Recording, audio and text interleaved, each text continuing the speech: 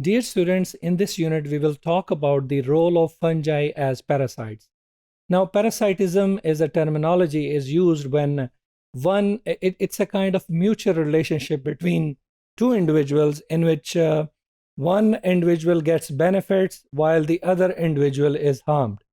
So in this kind of relationship, fungi act as parasites.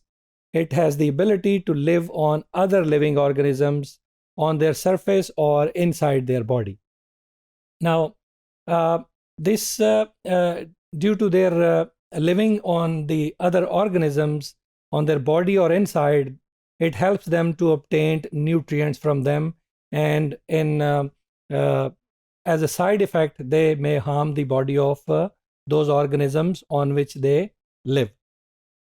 Now, they have the ability to produce special kind of enzymes which break down the host tissues and prepare or get the nutrients from them which they can easily absorb in order to sustain their life. Now, when we talk about different types of these fungi as parasites, one of the fungi known as Aspergillus, you can see their body structures, the sporophytes, as well as their hyphae, which are different length in numbers.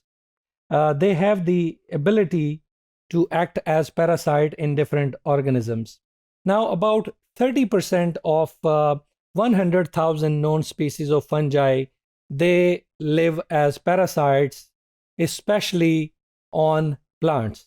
Now, they have the drastic effects on forest trees, and they result in the destruction of those trees when they live as parasites. The examples are American elms and American chestnut in northeastern United States.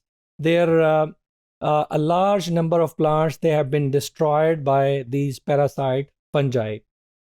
Some other fungi such as rust and ergots, they infect grain crops as well as different types of grasses, and they cause tremendous economic losses every year.